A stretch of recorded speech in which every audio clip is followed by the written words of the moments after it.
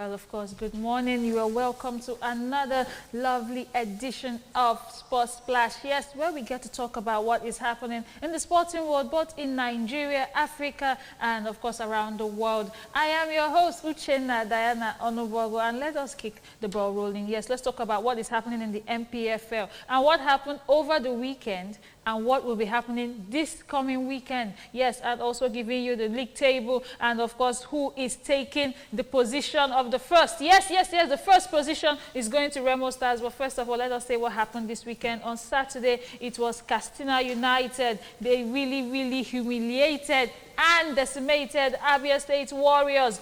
5-1. Yes, that was how the game went down. Anambra, they actually did get a victory over Kanu Pillars, while Lobby Stars fell to Rangers 2-4. Yes, that was two goals at home for Lobby Stars, but of course it was 4 goals away for Rangers. And on Sunday, it was Niger Tornadoes. They were unable to sweep away Bayelsa United. El Kanemi Warriors also played a 1-1 draw with Ikorodu FC. Heartland played a 0-0 draw with Kwara State United. Rivers United actually defeated Sunshine Stars 1-0. Shooting Stars fell to Remo Stars 1-0. Yes, it was a battle of stars, and Remo Stars came out on top. Now we also have Plateau United, who also defeated Aqua United 1-0. And Bendel Insurance played a 1-0 draw with Nasarawa United, who are now playing their games outside Nasarawa State. Yes, if you remember, they were given a punishment and of course a 6 million fine, and also banned from playing games at home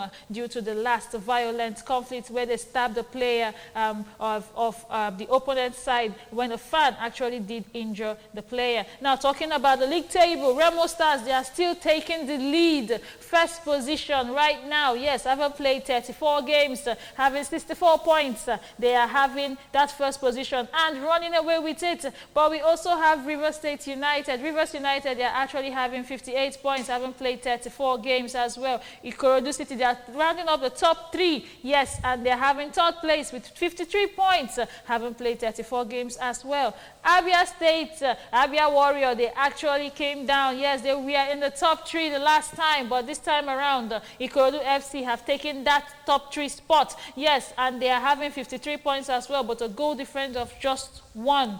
Bendel Insurance rounding up the top 5 with 50 points. A goal difference of 6, having played 34 matches as well. Now, if we actually come down to the bottom of the league, in 17th place now, newly, let's say, promoted or demoted to 17th place will be Heartland FC. They have 42 points, and they are now 17th on the log in the last 4. Now, Aqua United FC, they are also having 38 points, and they are 18th on the log with a goal difference of -5. Sunshine Stars, they are having 38 points, and they are 19th on the log. And Lobby Stars, they still remain at the bottom of the league. They are still bottom place, and they are having 25 points with a goal difference of -22. That is what is going on in the Nigerian Premier Football League. Yes, that is how it's going down. But this weekend, they have a chance to remedy that. What am I going to talk about? Yes, Kanu Pillars will be playing Rivers United tomorrow by 4 p.m. Yes, that match comes up tomorrow by 4 p.m. A home game for Kanu Pillars, while on Sunday will be the rest of the matches for the weekend. Now, Nasarawa United will be taking on Heartland by 3 p.m. Plateau United will be taking on Bendel Insurance by 4 p.m. And all matches are all 4 p.m. before the Remo Stars game that starts by 5:30 p.m. Yes, Remo Stars taking on Niger Tornadoes by 5:30 p.m. Now, the trailers are for Sunday afternoon and Sunday evening will be Sunshine Stars taking on Castina United. Abia Warriors, they will really be finding a way back into top 3 when they take on Shooting Stars. Bayelsa United will be facing El Kanemi Warriors by 4 p.m. as well. Aqua United will be facing Ikorodu FC, who will want to maintain their top 3 spots. Yes, after taking third so far. Now, Rangers will be facing Anambra. Yes, 2 Eastern Giants will be battling it out, and it is for Rangers, who are playing at home, to try and maintain their position, while of course we have Bendel Insurance taking on Plateau United away from home. And this These are the fixtures that will be happening this weekend in the Nigerian Premier Football League, the NPFL. Yes, match day 35. This is how it will go down. Don't forget the trailers are still Rangers taking on Ayimba. Kano Pillars taking on Rivers United tomorrow by 4 p.m. Remo Stars taking on Niger Tornadoes. And of course, we also have Sunshine Stars taking on Castina United. Now, away from Nigeria Premier Football League, let's talk about the Nigerian national teams. Yes, what am I talking about? The Under-20 African Cup of Nations that will be taking place in 3 days' time. None other than Nigeria representing, of course, Nigeria is the most successful team in the Under-20 AFCON, having won the title 7 times. Yes, 1, 2, 3, 4, 5, 6, 7. That is what Nigeria has already won in the AFCON Under-20. And we have been runners-up 2 times in 1999 and 2007. Now, of course, the Nigerian Flying Eagles booked their place for the 14th time at the Total Energies Under-20 AFCON by winning the Wafu Zombie Championship when they beat Ghana in the finals last year. Now, of course, Nigeria has been drawn in Group B. Now, if you do remember, Nigeria was in Group B before, but they had to face Egypt and South Africa in that group of death. Now, that was before Cote d'Ivoire, that Ivory Coast, withdrew from hosting the Under-20 tournament just 30 days before it was supposed to start. Yes, the Ivorian Football Federation, the FIF, actually did send a letter to CAF stating that they can no longer host the Under-20 AFCON and they are withdrawing. This happened in March and there had to be new changes and new plans, and the new hosting rights have been awarded to Egypt, and new draws, a new group. Everything is new right now. So Nigeria still maintaining Group B, but Nigeria will be facing Tunisia, Kenya and Morocco in Group B. That is what will be happening in the Under-20 World Cup. Now, Group A will be Egypt, who are now the hosts. Cote d'Ivoire, they have been disqualified from the tournament and will be facing other charges and, of course, punishments for actually withdrawing few days, or should I say just less than a month before the actual start of the tournament. And of course, Zambia, they're also in Group A. They will be facing the host Egypt. Sierra Leone also in Group A, South Africa, and now in Group A. And they will be facing Egypt, while Tanzania rounds up the 5 teams in Group A. In Group B, we have Nigeria, who are taking the top spots as one of the most successful teams in Under-20 AFCON. Now, we also have Tunisia right there. Kenya, they are also there. And Morocco, the North African Giants, who will be hosting the Women's World Cup later on this year. They are also in Group B of the Under-20 AFCON. And in Group C, we have the current reigning champions, Senegal. They will be facing Central African Republic, DR Congo, and Ghana. Yes, this is what is happening in Group C. Now, of course, Nigeria's fixtures will start from the 1st of May. Yes, from the 1st of May, Nigeria will be facing Tunisia. And then, of course, on the 4th of May, Nigeria will be facing Morocco. That is a match to watch. Yes, Nigeria will be facing Morocco on the 4th of May before facing Kenya on the 7th.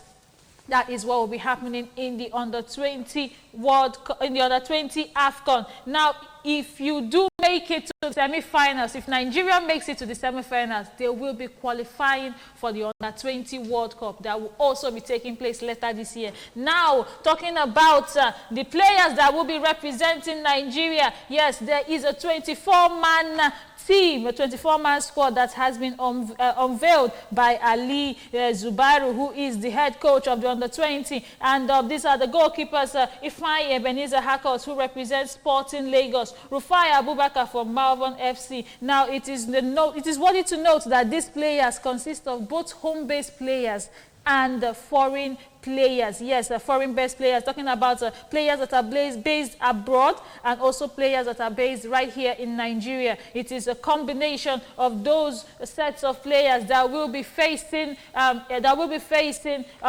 Kenya, Morocco, and Tunisia. Now, these players have already defeated Egypt in the warm-up friendly on Tuesday. They defeated Egypt 2-1. at home in the Cairo International Stadium, where they will be playing other subsequent matches in the Under-20 AFCON. Now, in the squad list is still Rufai Abubakar, who plays for Malvlon, right there abroad. Talking about Soliu Ajia Yakubu, who also plays in Serbia. Now, defenders will be Adamu Maigari. We have Odinako Koro of Sporting Lagos. Adamu Maigari plays for El Kanemi Warriors. Daniel Bayemi plays for Bayelsa United. Emmanuel Chukwu Chigozie Michael Ihejiofo, who also plays for Katsina United. For the midfielders, we have Caleb Ochediku. We have Israel Isaac Ayuma. Simon Cletus, who plays for Malvern FC. Sulaiman Alabi Jojo, who plays for El Kanemi Warriors.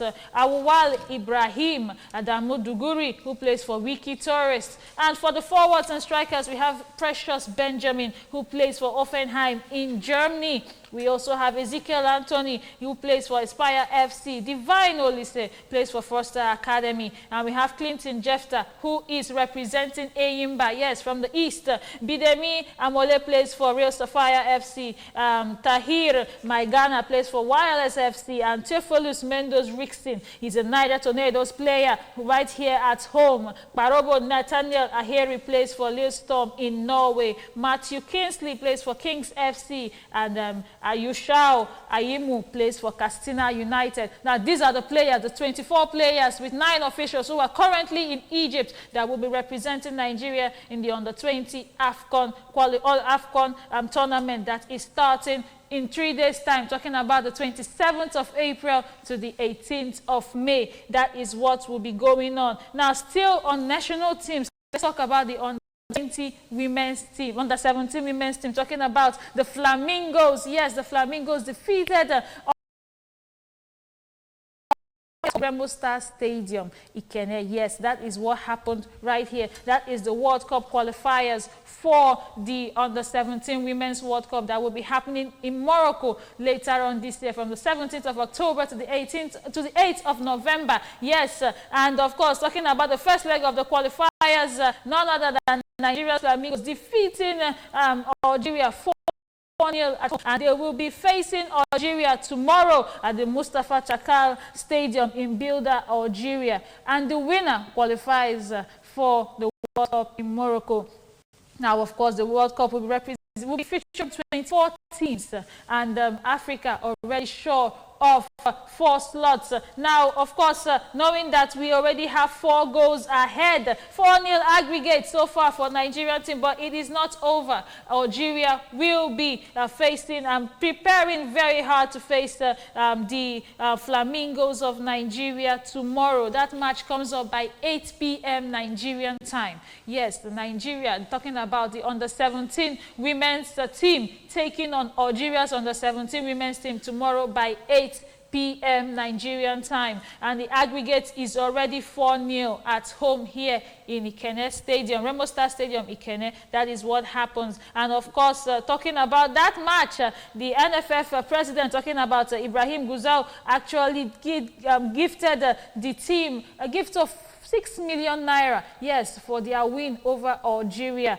2 million coming from the NFF and 4 million from none other than billionaire businessman Kule Sonami, who gave the team 4 million for their wonderful and impressive display against Algeria last week. And of course, this time around, it's going to be a repeat if only our girls can do it. We believe they can do it, and we're wishing them all the best tomorrow by 8 p.m. Now, let's move out from Africa, going, of course, over to Europe. Let's tell you what is happening in the EPL. Yes, yesterday, talking about Arsenal refusing to give up against Crystal Palace. If they had lost that match by now, it would be congratulations to Liverpool. But so far, like they say, delay is not denial. Liverpool now need just 1 point. A point against Tottenham on Sunday if they can win this title. Now, talking about what happened yesterday, it was Crystal Palace holding Arsenal to a 2-2 draw at home. Talking about the Emirates Stadium, what a match it was.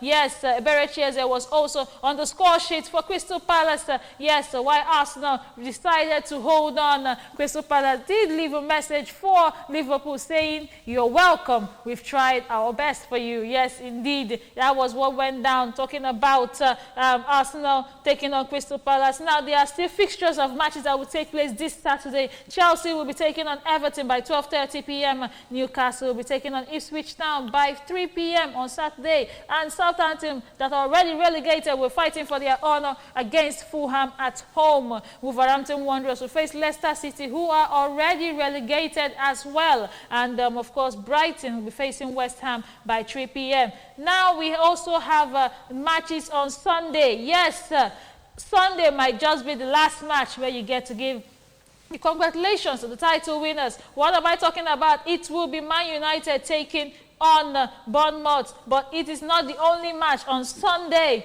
Liverpool will be facing Tottenham by 4:30 p.m.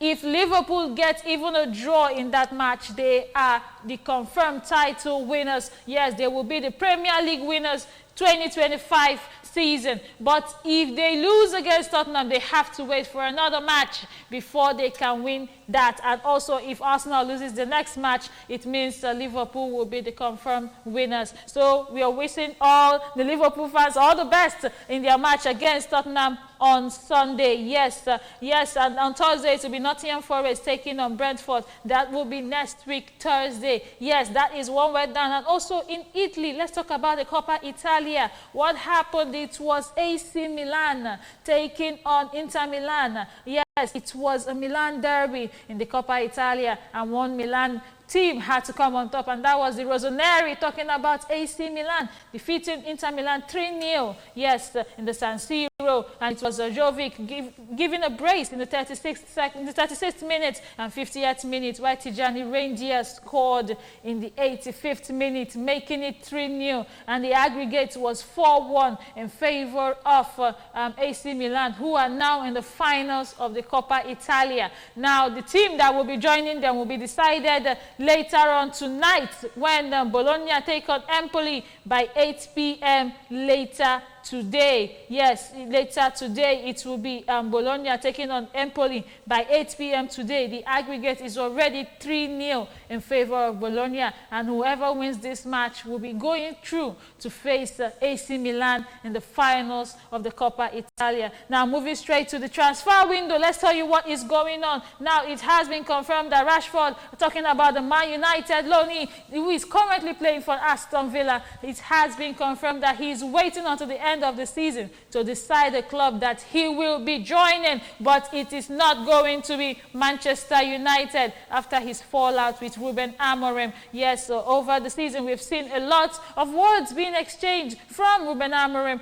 talking about Rashford, how he needs to improve, and a lot of things that need to happen before he is allowed back into the team to play for the team. Rashford has decided to move on, but has not confirmed the club that he will be joining. Yes, at the end of the season, he will make his decision, and everyone will be allowed to know that. Now, still talking about the transfer window, Manchester United is seriously chasing for Matheus Cunha's signature. Yes, it has been confirmed that Manchester United is in personal talks with Matheus Cunha of Wolves to know if the player will be willing to join Manchester United, knowing, of course, that Rashford will likely not be returning for Manchester United. Of course, Matheus Cunha is already on their radar, and a lot of things are said to be going on in that transfer window. Now, still talking about the transfer, Man City player, talking about Kevin De Bruyne, has confirmed that he is leaving Manchester City, but does not want to leave England, as he is reluctant to move his family from England, even though a lot of clubs are coming for him outside of England. Kevin De Bruyne has made it clear that he is willing to still remain in England as long as his family are still willing to stay put right there in England. And if there are more stories on the transfer window, if anything is going to go down, we'll definitely let you know right here on Sports Splash. With this, we come to the end of today's edition. Thank you so much for joining us. Thank you for listening. Bye for now. See you some other time.